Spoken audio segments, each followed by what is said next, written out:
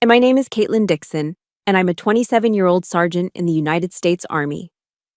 That day at Joint Base Charleston was supposed to be the proudest moment of my life.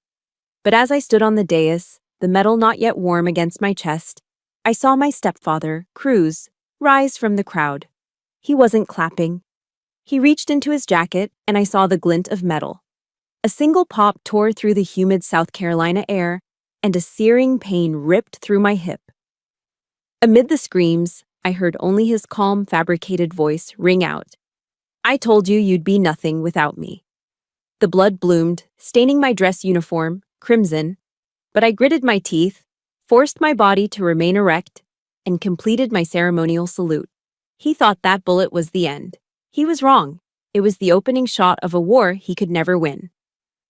Let me know where you're watching from in the comments. Hit that like button. And subscribe if you've ever had the very people who were supposed to build you up try to tear you down. The heat in Charleston was a physical weight.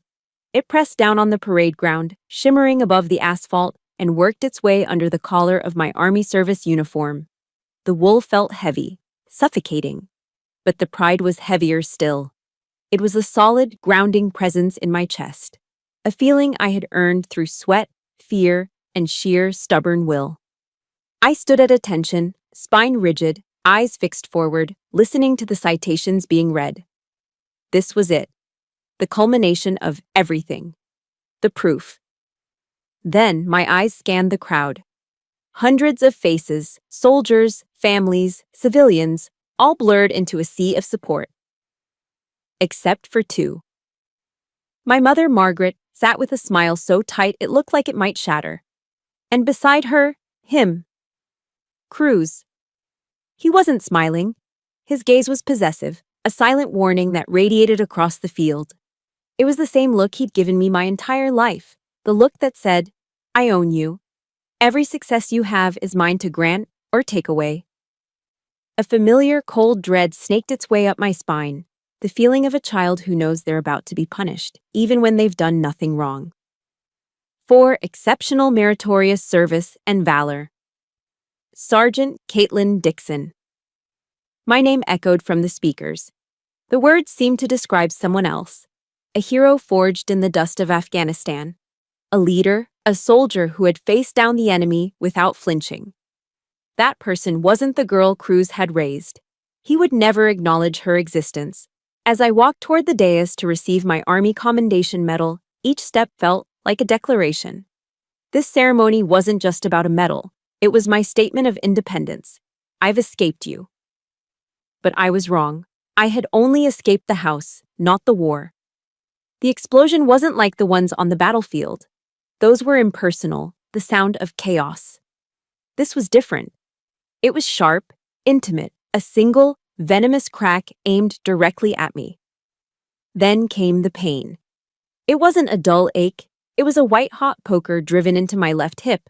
A searing agony that stole my breath and sent the world tilting violently on its axis. The perfectly manicured lawn, the blue sky, the crisp flags, they all blurred into a nauseating swirl of color. For one horrifying second, I wanted to fall. I wanted to collapse into a heap and become that helpless 7-year-old girl back in Goose Creek, the one who learned that silence was safer than tears. But then another voice cut through the fog of pain. A voice forged in the crucible of basic training at Fort Jackson. "Soldier, you never turn your back. Soldier, you never fall." It wasn't a memory. It was a command etched into my very bones.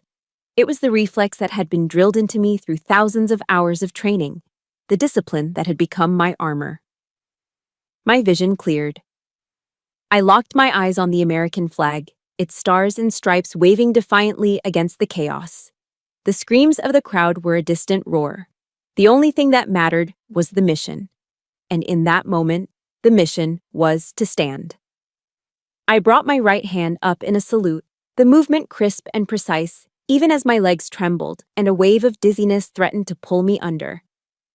My blood was spilling, staining the dark blue fabric of my trousers, but my honor wasn't. Somewhere in the screaming crowd, an old, grizzled AP photographer, a veteran of a dozen war zones, lifted his camera and captured the image that would later win him a Pulitzer. The bloody salute. General Robert Whitaker didn't move like a 60-year-old man. He moved like a commander whose perimeter had been breached. His fury wasn't loud, it was ice-cold and absolute, a palpable force that cut through the panic. "Apprehend him," he roared, his voice the unmistakable sound of command. And the military police moved as one, a swift, efficient machine. The world was starting to go dark at the edges, but I saw him kneel beside me. He didn't look at me with pity. He looked at me with the profound respect of one soldier for another. He placed a steadying hand on my shoulder. "Sergeant," he said, his voice firm, unwavering, "you have fulfilled your duty. Now, let us handle the rest." His words were more than comfort. They were a promise. They were the validation from the father figure I'd always craved. A stark contrast to the man now being slammed against a vehicle in handcuffs. Even then, Cruz showed no remorse. Restrained, his carefully constructed mask of the respectable local businessman finally shattered, he started shouting. Lies poured from him, crafted to control the narrative even in defeat. "She's unstable. She has PTSD. She's a danger to everyone," he screamed, his voice laced with manufactured panic. But no one was listening to him anymore. Every soldier on that field, from the highest-ranking officer to the youngest private, was looking at me. And in their eyes, I saw not pity, but awe. They weren't seeing a victim. They were seeing a sergeant who, even after being shot, refused to fall. As the medics carefully lifted me onto a gurney, I looked past General Whitaker's shoulder, and my eyes met Cruz's one last time. His were filled with a wild-cornered fury. He expected tears, fear, collapse. I gave him nothing. My face was a blank mask of discipline, but my eyes delivered the message loud and clear. You've already lost. This war had just begun, and for the first time, we were fighting it on my home turf. As they rushed me toward the ambulance, the acrid smell of gunpowder and the panicked shouts of the crowd began to fade, replaced by something else rising from the depths of my memory. It was the scent of freshly cut grass after a summer storm in Goose Creek. And then I heard it, not with my ears, but in my soul. The low, malevolent chuckle of my stepfather. That scent of freshly cut grass. It pulled me back through time, away from the sterile smell of the ambulance and the stench of gunpowder. It dragged me back to a 2-story house on a quiet, tree-lined street in Goose Creek, South Carolina. A town built in the shadow of the Naval Weapons Station Charleston, a place that ironically represented the very freedom I never had. From the outside, our house was perfect. Manicured lawn, a welcoming front porch with a swing, an American flag flying proudly. It was the picture of a happy, all-American family. Cruz Mayo entered my life like a savior after my father's death. He was a successful local businessman, charming, charismatic, the kind of man who remembered your name after meeting you once. The whole neighborhood was smitten. He brought my mother, Margaret, back from the brink of her grief, and for that, I was initially grateful. But the smiles he gave our neighbors never quite made it through the front door. Behind closed doors, his charm curdled into control. It started with whispers to my mother when he thought I couldn't hear. "Margaret, you can't let her be so sullen. No man wants to marry a girl with a long face like that." And my mother, already broken, would just nod. The control was a noose, starting as a loose thread of suggestions and glances, then slowly, methodically, tightening around my neck. He never hated me for what I did. He hated me for what I loved. It was a systematic campaign to dismantle anything that brought me joy, anything that was solely mine. In 7th grade, I won first place at the school science fair with a model volcano I'd spent weeks building. I brought the blue ribbon home, my chest puffed with a rare sense of accomplishment. That night, Cruz accidentally knocked it off the shelf while dusting. It shattered into 100 pieces of plaster and painted cardboard. "Clumsy me," he said, not even looking at me. When I was 16, I was invited to my first real dance, the Spring Fling. I'd saved up money from my part-time job at the local diner and bought a simple, elegant navy blue dress. I loved it. I felt almost beautiful in it. The night of the dance, as I was getting ready, Cruz walked into my room without knocking. He looked at the dress, a slow, contemptuous smirk spreading across his face. "That's far too revealing," he declared. Before I could protest, he grabbed a pair of scissors from my desk and methodically cut the dress to ribbons right in front of me. "There," he said, dropping the ruined fabric on the floor. "Now it's more appropriate." But the worst was the diary.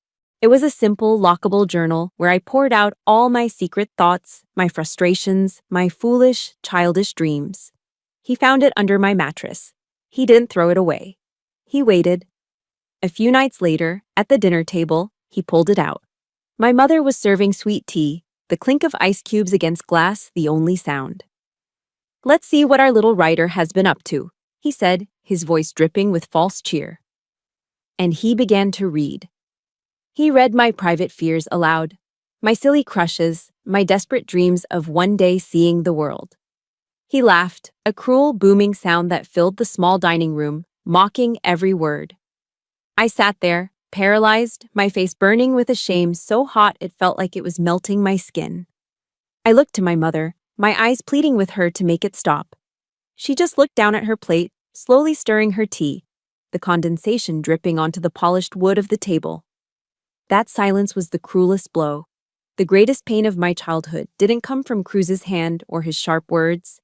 It came from my mother's silence. I remember one evening I came home 5 minutes past my curfew. Cruz was waiting. He shoved me hard. I lost my balance and tumbled down the short flight of stairs leading to the living room, my body aching as I landed in a heap on the rug. I looked up, tears streaming down my face, my eyes finding my mother, who was standing in the kitchen doorway. I was begging her with my gaze, pleading for her to step in, to be a mother. She just turned away. "You shouldn't have made Cruz angry," she said, her voice flat, devoid of any emotion. Her silence was louder than any slap. It was a confirmation that I was utterly alone, that her love wasn't strong enough to shield me. It was the day I learned a bitter lesson. Silence is its own form of violence.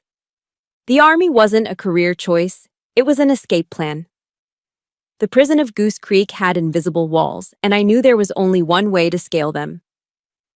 Every morning, while the town was still shrouded in a damp, gray mist, I was out running. It wasn't for fitness, it was for flight.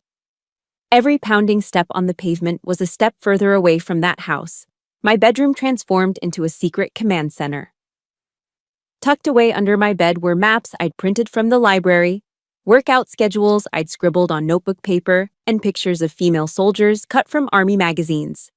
They were my icons, my imaginary mentors, whispering of a world where strength was an asset, not a threat. The day my acceptance letter came, it felt heavier than a simple piece of paper. It felt like a key, a passport, a declaration of emancipation. I hid it under my mattress, in the same spot where he had found my diary. Cruz had been right about one thing he'd sneered at me once. "You'll never get away from me." But he didn't understand. I wasn't just planning to run, I was planning to fight. If you've ever had a secret dream that someone tried to crush, something that was yours and yours alone, hit the like button. And if you know what it feels like to hold on to that dream anyway, comment with a single word, survivor. Let's see how many of us are out there. I opened my eyes to the sterile white ceiling of a hospital room. The sharp antiseptic smell stung my nostrils. A dull, throbbing pain in my hip pulled me back to the present. My gaze drifted to the chair beside my bed. My dress uniform was hanging there, cleaned and pressed. It was an icon, too. A symbol not of an escape I had planned, but of a life I had fought for and won. The first few weeks at Fort Jackson were a special kind of hell. It wasn't the hell of emotional manipulation I'd known. It was a hell of the senses. The air in the barracks was thick with the smell of sweat, pine sol, and boot polish. And the shouting. It started before dawn and didn't end until long after sunset. The drill sergeants' voices were like drills boring into your skull, designed to strip away your identity and rebuild you from the ground up. "Move it, Dixon! My grandmother can run faster than you, and she's dead." Every yell was an echo of Cruz. Every time my arms buckled during push-ups, my lungs burning, His sneering voice would slither into my mind. Pathetic. Every failure felt like a confirmation of his lifelong verdict on my worthlessness. There were nights I'd lie on my bunk, a thin, scratchy wool blanket pulled up to my chin, the metal frame cold against my back, and I'd stare into the darkness, wondering if he was right. Maybe I was too weak. Maybe I had just traded one prison for another, more demanding one. But slowly, through the fog of exhaustion and self-doubt, I began to notice a crucial difference. Cruz's cruelty was for his own satisfaction. It was designed to break me down, to humiliate and destroy my spirit for his own twisted pleasure. The harshness of the army, I realized, had a purpose. It was designed to build, not to break. It was meant to save my life, and the lives of the soldiers who would one day stand beside me. When I failed, the drill sergeants didn't just scream. They made me do it again, and again, and again, until I got it right. Our platoon was led by Drill Sergeant Reyes, a woman who was barely 5 feet tall, but carried the authority of a giant. One day, after a particularly grueling exercise, she gathered us around. "We yell at you," she said, her voice raspy but clear, "so that when bullets are flying over your head, you will still hear our commands over your own fear." This wasn't personal cruelty. This was preparation for war. For the first time, I understood that discipline could be a form of care. That realization was hammered home during an obstacle course exercise. I was hauling myself over a high wall, my muscles screaming, when my grip slipped. I landed hard, my arm twisting beneath me with a sickening pop. A sharp, blinding pain shot through my shoulder. But the physical agony was nothing compared to the wave of shame that washed over me when a drill sergeant got in my face. "What the hell are you doing, Dixon? Got a boyfriend waiting for you back home?" The words, though unintentional, were a knife to an old wound. He couldn't have known, but he had just echoed years of Cruz's taunts about my worth being tied to a man. The tears that welled up weren't from the dislocated shoulder. They were tears of pure humiliation. I had failed. Publicly. And I felt as worthless as I had on my dining room floor in Goose Creek. The person who pulled me from that dark place wasn't an officer, but another trainee. Her name was Maria. A tough, street-smart girl from the Bronx who rarely said more than 3 words at a time. Later that day, in the mess hall, she saw me sitting alone, picking at my food, my arm in a sling. She walked over, sat down across from me, and without a word, slid her tray with its untouched chocolate pudding cup over to my side. "Eat," she said, her voice gruff. "You'll need it for tomorrow." That small gesture did what no amount of shouting could. It broke through the wall of isolation I'd spent a lifetime building. I realized that here, if I fell, someone might actually help me up. They weren't just my friends. They were my platoon. My squad. It was a bond forged not in blood but in shared hardship, and it felt stronger than anything I had ever known. We were a collection of broken pieces from all over the country, being melted down and reforged into something new, something unbreakable. The real turning point, however, came on the firing range. I was terrified of the rifle at first. Every loud crack echoed the violence I had run from. My hands trembled. My first few shots missed the target completely. Sergeant Reyes came up behind me. She didn't yell. She spoke in a low, calm voice, adjusting my stance, repositioning my hands on the stock. "Don't fight the weapon, Dixon," she said, her voice right beside my ear. "Become a part of it. Your breathing, the trigger squeeze, the control. It's all you."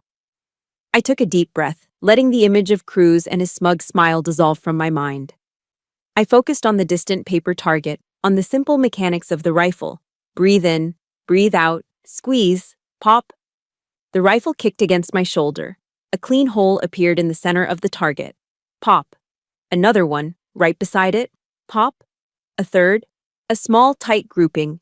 A surge of something I hadn't felt before. A potent, thrilling combination of power and control shot through me. In that moment, I wasn't a victim of violence anymore. I was a person who held a powerful tool. And I was learning to wield it with discipline, with honor, and with purpose. That feeling of control. I held onto it. But now, lying here in this hospital bed, a dull ache radiating from the bullet wound in my hip. I can't help but feel the brutal irony. I learned to master a weapon with honor, only to be brought down by the same kind of weapon wielded by a man who has none.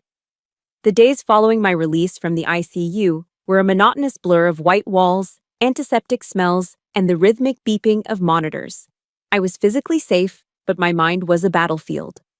One afternoon, as I was staring at a water stain on the ceiling, tracing its shape with my eyes, a soft knock came at the door. I expected a nurse. Instead, General Robert Whitaker walked in. He wasn't in his decorated Class A uniform. He was wearing a simple navy blue polo shirt and khaki pants, looking more like a visiting grandfather than a four-star general.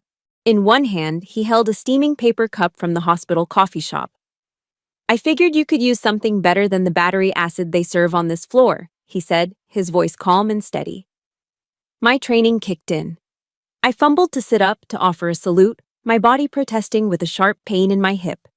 He raised a hand instantly, stopping me. "At ease, Sergeant. That's an order." His presence filled the room, not with the weight of authority I was used to, but with a quiet, solid reassurance. He pulled up the visitor's chair, the vinyl sighing under his weight. He didn't see me as just a soldier who had been attacked. He saw me as one of his soldiers who had been attacked on his base, and he took that personally. We talked for what felt like hours. He didn't ask a single question about the shooting, about crews, or about the chaos on the parade field. Instead, he asked about me. He asked about my tour in Afghanistan, about the soldiers in my unit, about my ambitions for the future. He asked about Drill Sergeant Reyes and what she had taught me. For the first time in my life, I was speaking to a powerful man without feeling the need to constantly defend myself, to brace for the next verbal blow. The words just flowed out. I told him about the grit of Maria from the Bronx, about the moment on the firing range when I realized I belonged, about the strange and powerful alchemy that turns a group of strangers into a family.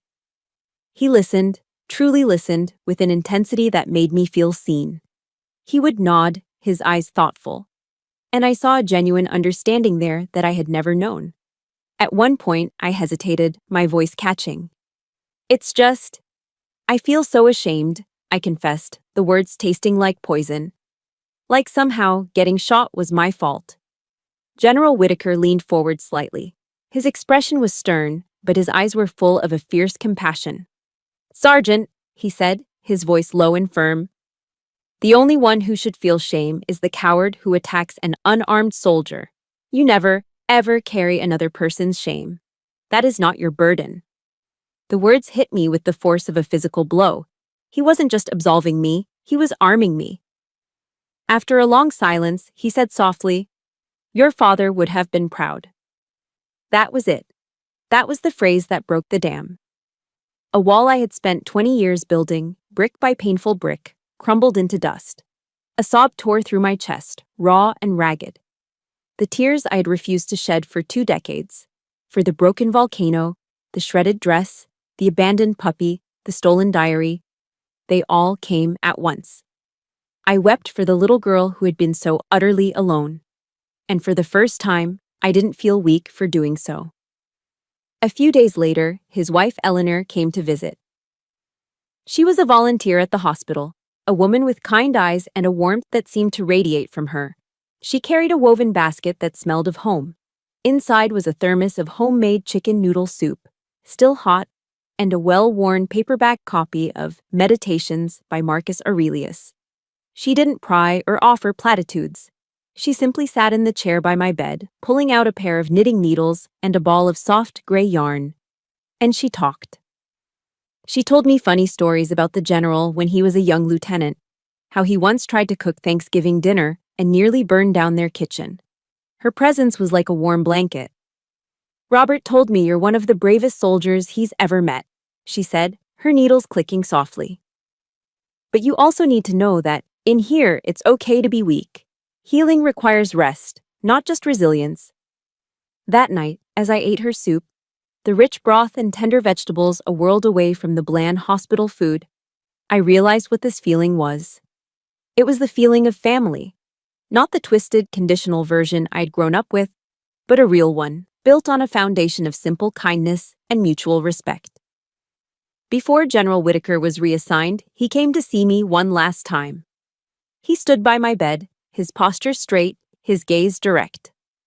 Cruz Mayo built a fortress of lies around himself in Goose Creek, he said, his voice laced with cold resolve. He convinced a whole town he was a saint. But he made one fatal mistake. He brought the war to my territory. He placed a hand gently on my shoulder. In the Army, we have a creed. We never leave a soldier behind. You will not fight this battle alone. It wasn't just a comforting phrase, it was a solemn oath. I looked into his eyes and knew, with a certainty that settled deep in my bones, that for the first time in my life, a truly powerful man was on my side. Hope, a feeling I had almost forgotten, began to flicker back to life inside me. The truth is your most powerful weapon, Sergeant, he said as he was leaving. Don't let anyone take it from you. After he left, the room felt quiet but no longer empty. I felt a sliver of strength returning. I reached for the remote and switched on the small television mounted on the wall. A local news channel was on, and my heart stopped. There on the screen was a slick, confident-looking man in an expensive suit. The Chiron identified him as Daniel Finch, attorney for Cruz Mayo. He was standing on the courthouse steps, speaking into a cluster of microphones. A tragic family dispute, the lawyer was saying, his face a mask of feigned concern. Mr. Mayo is a loving stepfather who was pushed to his limit by a deeply troubled young woman suffering from severe combat-related PTSD. The first bullet had torn through my flesh. The second one, fired from a million television screens, was aimed directly at my soul. I sat frozen on the hospital bed, the remote control clutched in my hand, watching as my story was stolen, twisted, and weaponized against me. The lawyer, Daniel Finch, was slick. He had a politician's smile and eyes that held no warmth. He stood on those courthouse steps and spun a masterful tale of a devoted stepfather, a pillar of the community who had been driven to a desperate act. Mr. Mayo, Finch said, his voice dripping with practiced sympathy, feared for his life. He was dealing with a stepdaughter whose severe combat-related PTSD had made her volatile and, tragically, a danger to herself and others.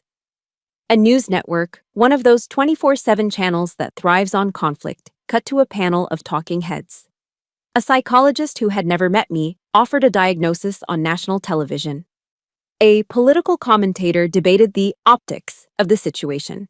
They even showed the photo, the Pulitzer-winning shot of the bloody salute. But they didn't call it an act of courage. They called it, as Finch suggested, a theatrical, attention-seeking gesture. A wave of nausea washed over me. I felt the hope General Whitaker had given me begin to curdle into a familiar, helpless rage. They weren't just telling lies, they were erasing my truth. And then it got worse. Much worse. The local news station in Charleston started running interviews from my old neighborhood in Goose Creek. They were Cruz's puppets, their strings pulled by years of his calculated charm.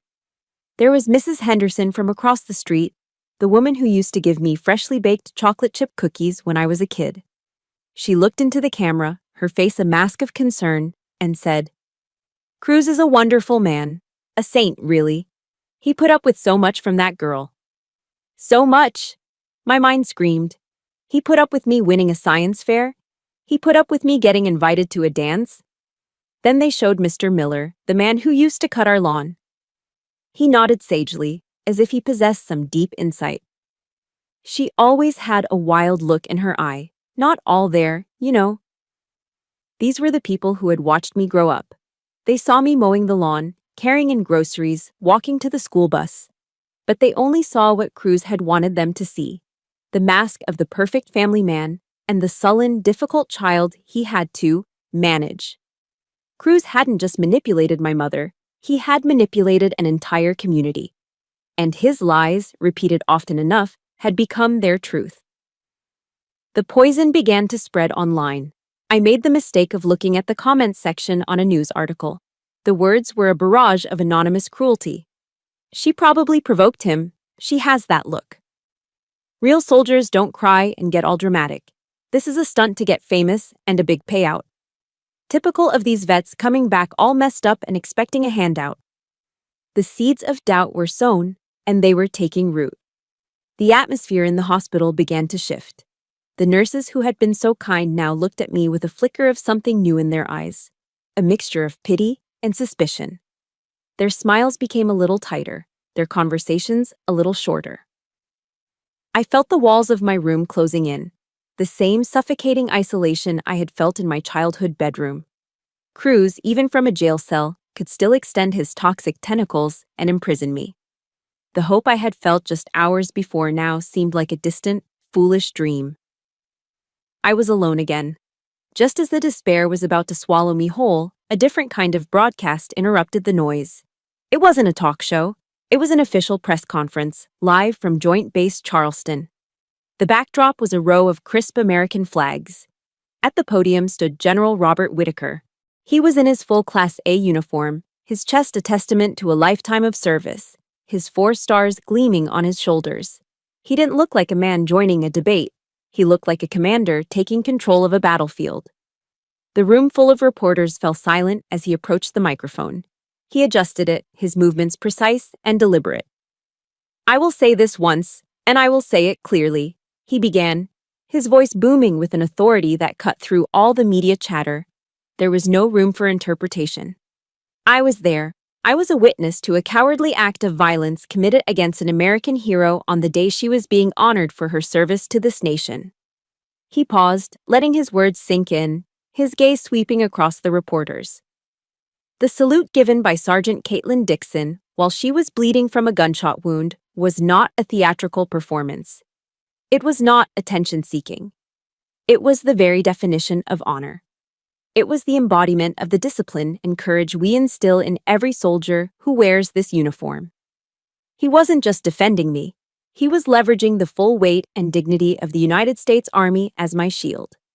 He was telling the world that an attack on me was an attack on the institution he represented. "Sergeant Dixon is a credit to this Army and to this country," he concluded, his voice like steel. "Any suggestion to the contrary is a despicable falsehood. We will ensure that justice is served. We do not abandon our own." He didn't take any questions. He didn't need to. He simply turned, his face a mask of cold fury, and walked off the stage. I stared at the television, my breath caught in my chest. The wave of public opinion, which had felt like a tsunami about to drown me, had just hit a seawall. The tide was beginning to turn. I slowly reached out and pressed the power button on the remote. The screen went black, reflecting my own tired, pale face. He could have the television screens, he could have the neighbors, but he would not have my truth. I closed my eyes, took a deep, shuddering breath, and a cold, hard resolve settled in my soul. He was not going to win. The trial was Cruz's final stage, and he played his part to perfection. Dressed in an expensive charcoal suit, he looked less like a man on trial for attempted murder, and more like a respected businessman who had taken a wrong turn on his way to a board meeting. His lawyer, Daniel Finch, was just as polished, parading the familiar faces from Goose Creek to the witness stand. One by one, they repeated the well-rehearsed lies. Mrs. Henderson, Mr. Miller. They painted a picture of a difficult, troubled child and the patient, long-suffering stepfather who had done his best. I sat at the prosecutor's table, my hands clenched into fists in my lap, feeling the walls of the courtroom close in. It was the television trial all over again, only this time, the slander was happening just a few feet away. I could see the smug satisfaction in Cruz's eyes, a look that said, "See? My world. My rules." During a short recess right before the prosecution was set to call its next witness, I felt a knot of dread tighten in my stomach. I knew who was next. I pulled out the worn copy of Meditations Eleanor had given me and found the line I'd underlined. "The best revenge is to be unlike him who performed the injury." I held on to those words like a lifeline, a shield of dignity against the lies that were about to come. The prosecution calls Margaret Dixon to the stand. A hush fell over the courtroom.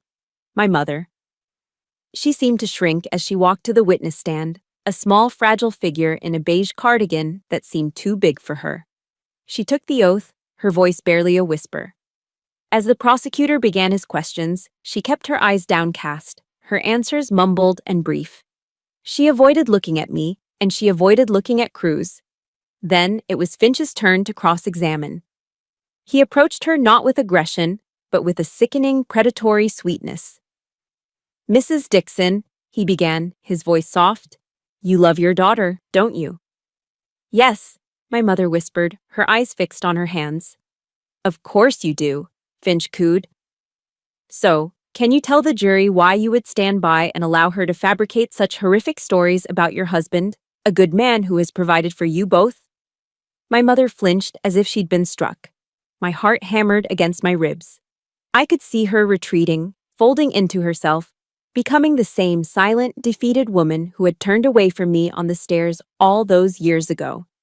I thought, this is it. She's going to break. She's going to choose silence again. Finch sensed his advantage and moved in for the kill. He leaned in conspiratorially. "Mrs. Dixon, isn't it true that you were, perhaps, a little jealous of the attention your husband, Mr. Mayo, gave to your daughter?" The question was a masterpiece of cruelty designed to poison everything. It implied something sick and twisted, and it simultaneously painted my mother as a petty, jealous woman. The air was sucked out of the room. I felt the blood drain from my face, the sting of this final, public humiliation. But then, something happened. Something I had given up hoping for decades ago. As Finch stood back, waiting for her to crumble, my mother slowly lifted her head. For the first time, she looked directly at Cruz. And in her eyes, the fear that had lived there for 20 years was gone, replaced by a deep, smoldering pain. "He is not a good man," she said. Her voice wasn't a whisper anymore. It was clear. It was steady. The entire courtroom was frozen. "He is a monster." Finch's smile faltered. "Your Honor, objection." But my mother kept speaking, her voice gaining strength with every word. "He hit her. When she got an award at the school science fair, he accidentally broke her project. When she was invited to her first dance, he took a pair of scissors and shredded her dress because he said it was too revealing. He found a stray puppy she was caring for and got rid of it, then told her, 'Weak things have no place in this house.'" She paused, taking a breath, her gaze never leaving Cruz's stunned face. "He took a kitchen knife and stabbed her basketball because she was late coming home. And I stood by, and I watched." Her voice broke for a moment, thick with shame. "I was a coward. I was too weak and too scared to stop him. But I will not be weak anymore." Finally, she turned away from Cruz and looked at the 12 strangers on the jury, tears streaming down her face, but her gaze was resolute. "Everything my daughter has ever done was to try and survive the man I brought into her life. She joined the army to escape that house, to become someone she could be proud of.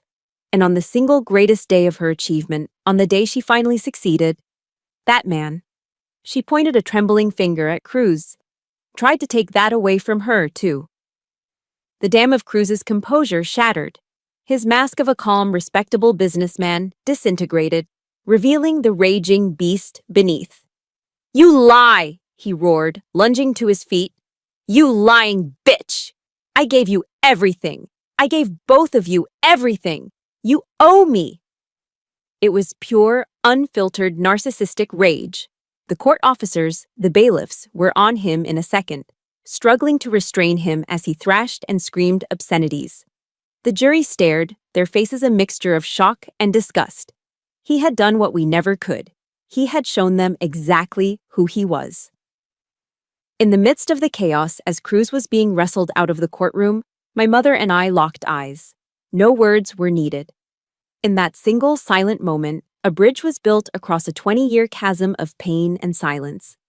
It wasn't forgiveness, not yet. It was something more fundamental.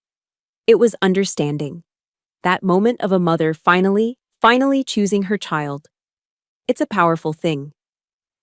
If you've ever wished, just once, that a family member would stand up for you in the moment that mattered most, hit that like button. And if you feel comfortable, just comment with a simple, "I understand," below.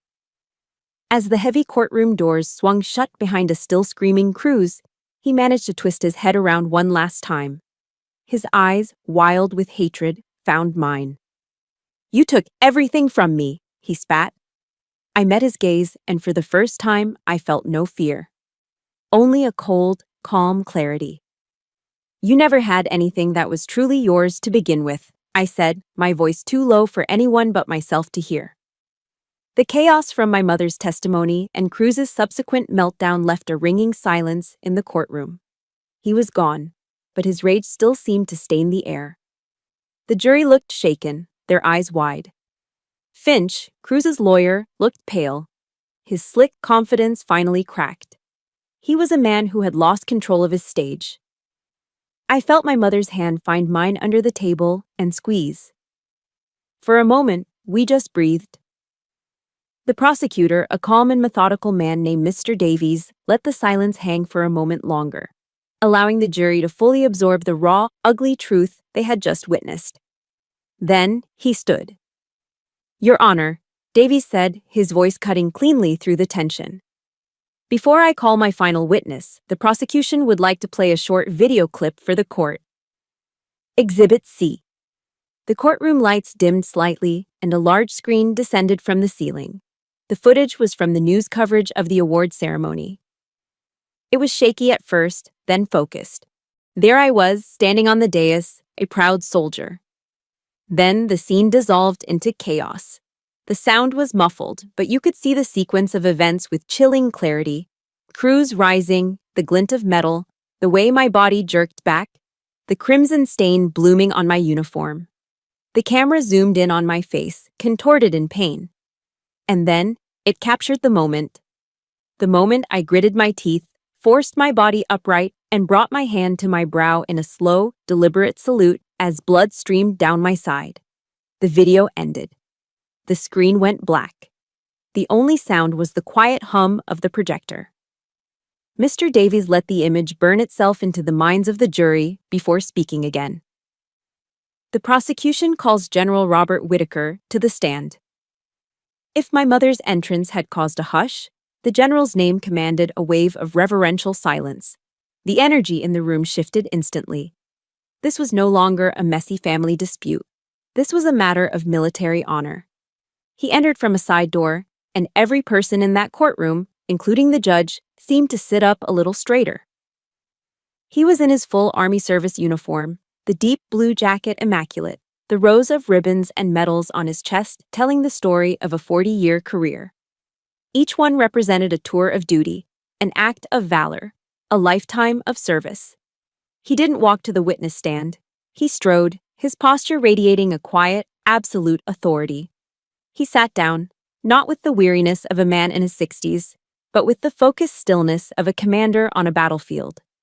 Mr. Davies approached respectfully. "General, would you please tell the jury, in your own words, what you witnessed on the day of the award ceremony at Joint Base Charleston?" General Whitaker did not tell a story. He delivered a report, his voice clear, precise, and devoid of emotion. It was the voice of a man accustomed to dealing in facts. At 14:32 hours, he began, "I presented the Army Commendation Medal to Sergeant Caitlin Dixon for her meritorious service in Afghanistan. At approximately 14:33 hours, the defendant, Mr. Cruz Mayo, rose from his seat in the audience, produced a .38 caliber revolver, and fired a single shot, striking Sergeant Dixon in her left hip. Every word was a hammer blow of fact. There was no ambiguity, no room for interpretation. He was a 4-star general. His word was evidence." The jury listened, captivated. Davies continued, "General, the defense has characterized Sergeant Dixon's salute after being shot as theatrical. As her commanding officer and a witness, how would you describe it?" This was the moment. General Whitaker shifted his position slightly, turning his body to face the jury directly, making it clear that his next words were for them and them alone. "In over 40 years of service," he said, his voice now resonating with a deep, quiet power, "I have witnessed courage in many forms. I have seen soldiers run into enemy fire to save a fallen comrade. I have seen pilots hold their damaged aircraft steady so their crew could bail out. I have seen medics perform their duties under the most horrific conditions imaginable. He paused, letting the weight of his experience fill the room.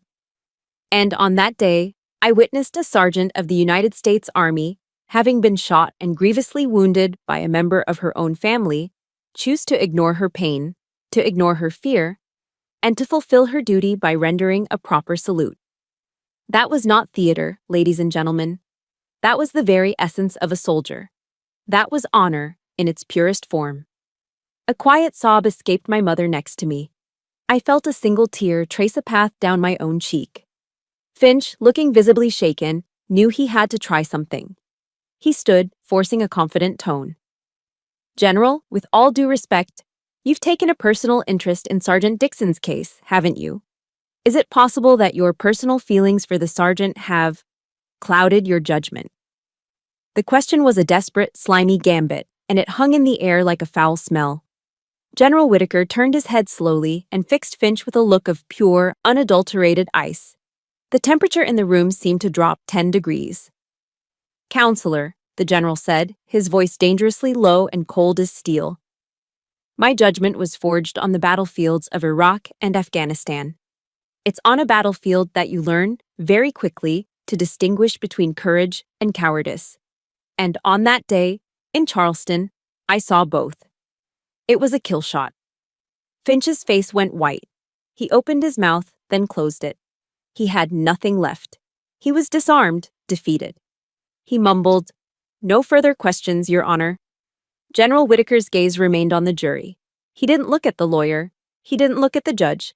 He looked at the 12 ordinary citizens who held my future in their hands.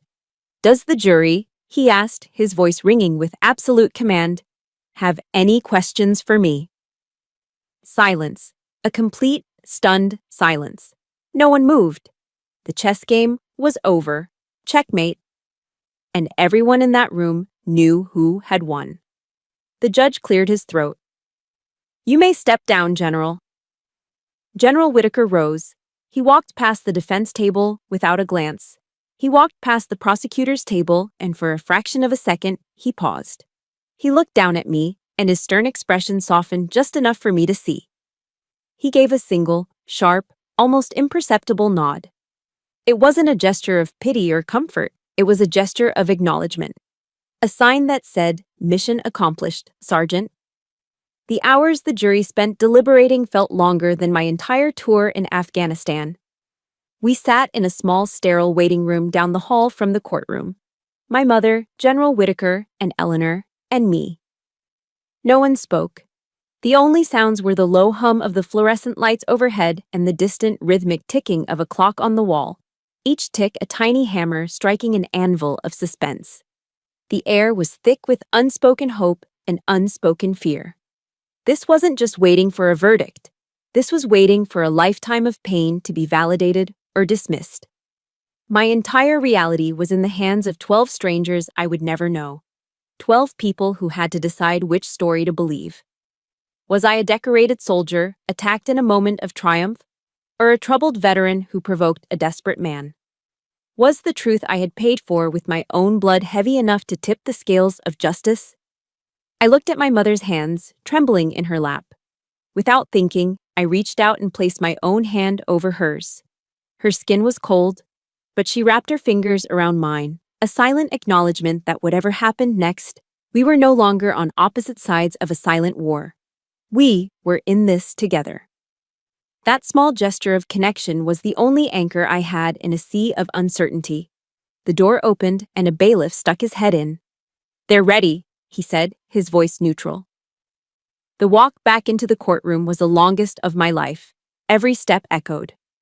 The jury filed in, their faces as blank and unreadable as stone. They took their seats, none of them looking at me, none of them looking at Cruz. My heart pounded against my ribs, a frantic, trapped bird. I fixed my eyes on the jury foreman, a middle-aged man with kind eyes who worked as a high school history teacher. He held a single folded piece of paper. My entire life felt like it was written on that paper. He handed it to the court clerk, who handed it to the judge.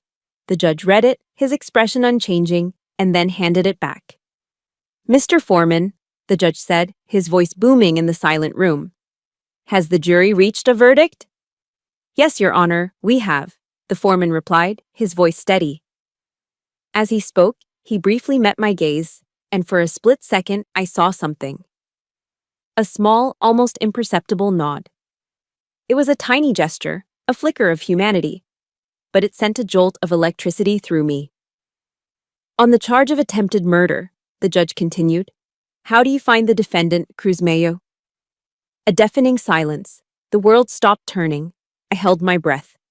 The foreman looked directly at the man who had tormented me for 2 decades. "Guilty." The word wasn't a shout.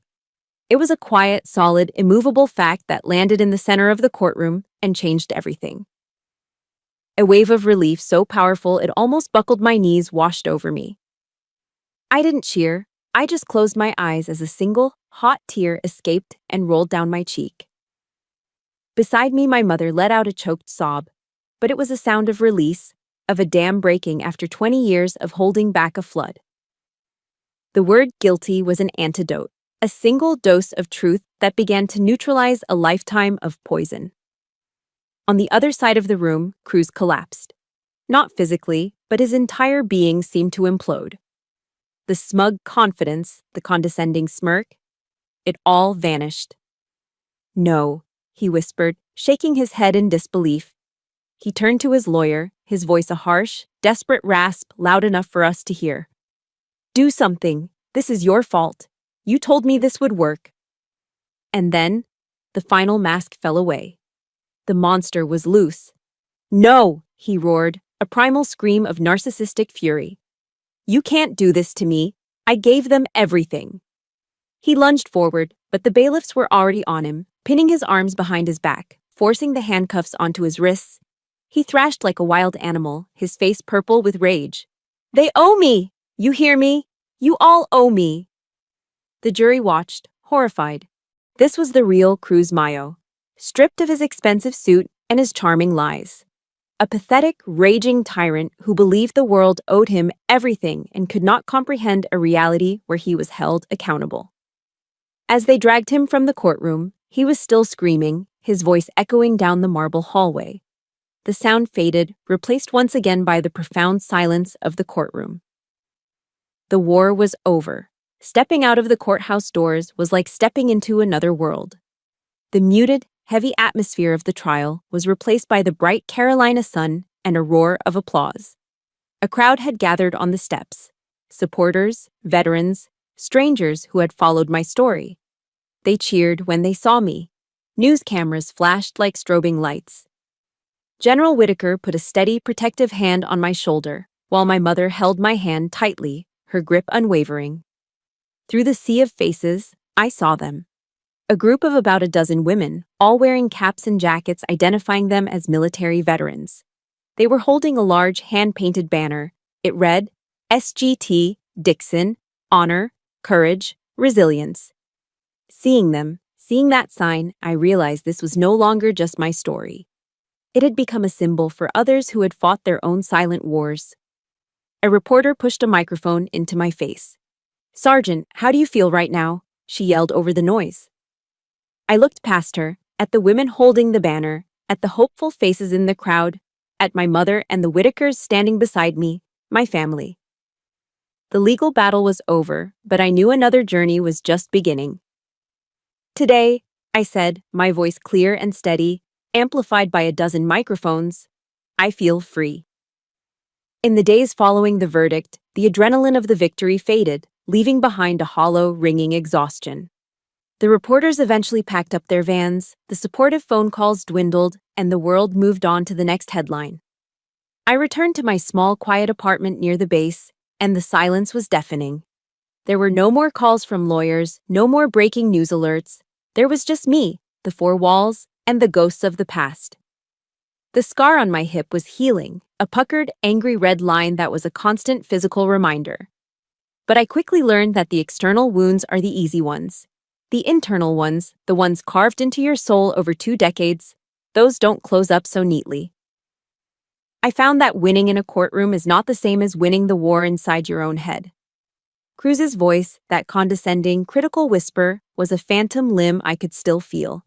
An echo that surfaced in the quietest moments, telling me I was worthless, that I was nothing without him to fight against. My relationship with my mother, Margaret, began again with the awkward, hesitant steps of two strangers learning to walk together.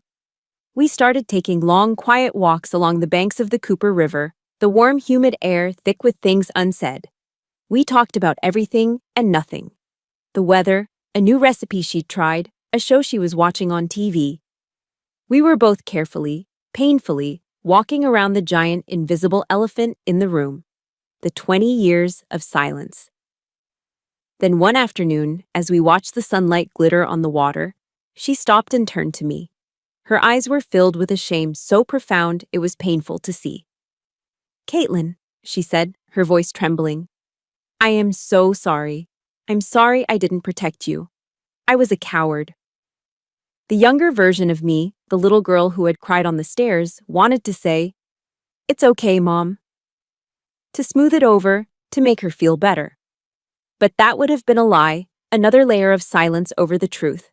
So instead, I told her the truth. "Yes," I said softly, my voice clear. "You were, and it hurt me more than anything he ever did." She flinched, and tears welled in her eyes, but she nodded, accepting it. "But," I continued, taking her hand, "you told the truth when it mattered most. You stood up. And for me, that's a beginning. We didn't erase the past. We couldn't. But we finally agreed to carry it together." A few weeks later, I found myself sitting in a circle of plastic chairs in a sterile, windowless room at the VA Medical Center. It was a PTSD support group for service members. When it was my turn to speak, I didn't introduce myself as the hero from the news. I just said, "My name is Caitlin. I'm a sergeant." I spoke not of the medal or the salute, but of the long, quiet nights, of the feeling of being a survivor in a world that only wanted to see a symbol. For the first time, I wasn't a headline. I was just a person, sitting among peers who understood that the deepest scars are the ones no one can see. The healing was fragile, though. One evening, my mother, in a genuine but misguided attempt at closure, brought up a subject that sent a chill down my spine. "I was just thinking," she said tentatively, "do you think you might ever visit Cruz in prison? People can change, honey. Maybe he's different now." The question, born of her own need for a tidy ending, felt like a betrayal. It showed me how truly alone I was in the depth of my trauma. I took a deep breath, pushing down the flare of anger. "Mom," I said, my voice gentle but firm. "Forgiveness and reconciliation are two different things. I have to find a way to forgive, for my own peace. But that doesn't mean I have to let the man who tried to destroy me back into my life in any way. Some doors have to stay closed. Forever." I thought of a quote I'd read from Maya Angelou. "When someone shows you who they are, believe them the first time." Cruz had shown me who he was 1,000 times over. I had to believe him. A few months after the trial, a letter arrived. The return address was the South Carolina State Penitentiary. My hands shook as I opened it. It was from Cruz. 10 pages, front and back, written in his precise, arrogant script. It wasn't an apology, it was a manifesto of blame. He blamed my mother for being weak, his lawyer for being incompetent, General Whitaker for being biased, and most of all, he blamed me. He called me a liar, a manipulator, an ungrateful parasite who had orchestrated his downfall. The last line was burned into my memory. "You destroyed my life, and you will rot in hell for it." Reading it, I waited for the familiar surge of rage or the crushing weight of despair. But instead, a strange and unexpected emotion washed over me. Pity. He was a man so consumed by his own narcissism that he was utterly incapable of seeing the truth. He would spend the rest of his life in a prison of his own making, long after his official sentence was served. He would forever be the victim in his own twisted story. I took out a piece of paper and a pen. I wrote a response, a furious, cathartic letter pouring out 20 years of pain and rage. I filled pages with every ugly truth, every silent scream. When I was done, My hand ached and my cheeks were wet with tears. I read it over once, then folded it neatly. I thought about mailing it. I thought about giving him that last piece of myself. But then I put it in a small metal bowl in my kitchen sink. I struck a match. The flame caught the corner of the paper, and I watched as the angry words curled into black ash. The fire consumed my rage, my pain, and my last connection to him. I decided then and there that my silence would be my final answer. I would not give him another word, another thought, another second of my life. The most powerful boundary I could set was to simply stop participating in his chaos. Later that night, I found an old wooden box in the back of my closet, a box where I kept a few meaningless trinkles from Goose Creek. I took his letter, the one from prison, and placed it inside. I didn't tear it up. Tearing it up would give it power. Instead, I just put it away, a relic from a life that was no longer mine. I closed the lid, the soft click of the latch echoing in the quiet room. It was done. The past was not erased, but it was contained. The physical recovery was grueling. It was a slow, painful process of rebuilding muscle, of learning to trust my body again. There were days the pain in my hip was a grinding, relentless reminder, and the frustration felt overwhelming. But every morning, I woke up and treated my rehabilitation like a mission. I approached physical therapy with the same discipline that had gotten me through basic training, pushing through the pain, focusing on the small victories. One more step, one more pound of resistance. When I was finally cleared for active duty and walked back into my unit's headquarters, I was braced for the looks of pity, for the awkward questions. But they never came. Instead, I was greeted with quiet nods of respect, with handshakes that were a little firmer than before. My battle buddies didn't see a victim. They saw a soldier who had faced a different kind of enemy and had won.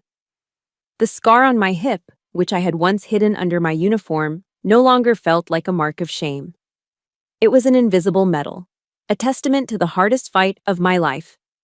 But as I settled back into the routine of military life, I realized something had fundamentally changed within me. My own story, which I had fought so hard to reclaim, felt bigger than just my own survival. I started volunteering on weekends at a domestic violence shelter that served military families in the Charleston area. There, in the quiet conversations with spouses and service members, I saw my own pain reflected in their eyes. I understood, in a way few could, the unique prison of being abused within a culture that prizes strength and silence above all else. How do you ask for help when your entire world tells you to be strong? How do you report abuse when it comes from someone inside the very community that is supposed to be your unbreakable support system? I saw a gap, a need for a safe harbor built by one of our own. With a detailed proposal in hand, I requested a meeting with General Whitaker. He listened intently as I laid out my vision. A confidential, peer-led support network for service members and their families facing domestic abuse. A place where a soldier could speak to another soldier without fear of judgment or career repercussions. He didn't hesitate. "This isn't just a good idea, Sergeant," he said, his eyes filled with a paternal pride. "It's a necessary one. You'll have my full support." And so, with his backing, Project Silent Comrade was born. It started as a simple, anonymous hotline and a weekly support group, but it grew quickly, becoming a vital, trusted resource on the base. We weren't just offering help, we were changing the conversation, breaking the toxic silence one soldier, one family at a time. 1 year to the day after I was shot, I found myself standing on that same parade ground at Joint Base Charleston. But this time, the air wasn't thick with tension. It was filled with the warm, late afternoon sun and a sense of profound peace. I was there to be honored as the base's Soldier of the Year, not for what I had endured, but for what I had built in its aftermath. The presenter was General Whitaker. It was one of his last official acts before his retirement. He stood before me, his own uniform adorned with the legacy of a lifetime. As he pinned the new medal to my chest, he leaned in close. "I told you your father would be proud," he whispered, his voice thick with emotion. "And so am I, Sergeant. So am I." My vision blurred with tears as he stepped back and saluted me. I returned the salute, my own hand steady and sure. Then it was my turn to speak. I walked to the podium and looked out at the crowd. I saw the faces of my fellow soldiers. I saw the men and women who had found the courage to call our hotline. And in the front row, I saw my mother. She wasn't crying tears of pain anymore. She was smiling, her face radiant with a happiness I hadn't seen since I was a little girl. I took a deep breath, the clean, salt-tinged air filling my lungs. 1 year ago, on this very field, I was wounded, I began, my voice clear and strong. And I performed a salute that many have called an act of bravery. But today I want to talk about the scar that bullet left behind. I touched my hip through the fabric of my uniform. For a long time, I saw this scar as a symbol of my weakness, a reminder of a moment I was broken. But I've learned that our scars are not our endings. They are not periods. They are commas, places where a new and often stronger story begins. I looked out at the faces before me. I've learned that true courage isn't about standing up alone in your darkest moment. True courage is about what you do after that moment. It's about reaching back into the darkness to create a place where no one has to stand up alone ever again. I thought of the Army's creed, the promise we make to each other on the battlefield. In the Army, we have a warrior ethos. I will never leave a fallen comrade. But that promise shouldn't end when we take off our uniforms. It has to follow us home. It has to apply to our battles here on the home front. We have to be each other's battle buddies, in and out of uniform. I finished, and for a moment, there was silence. Then, the entire parade ground rose to its feet in a wave of thunderous applause. The bloody salute of a year ago was no longer a memory of personal survival. It had been transformed. It had become a legacy of hope, a lasting reminder that from our deepest wounds, the greatest strength can be born. My story found its ending, or rather, its new beginning, on that parade ground. It's a reminder that our deepest wounds don't have to define us. They can become the source of our greatest purpose. Thank you for walking this path with me. Many of you have shared your own stories of resilience in the comments, and you've become my silent comrades too. If my journey has resonated with you, please hit like and subscribe for more stories of survival and hope. And for one last time, let me know in the comments, what is one word for the strength you found in your life?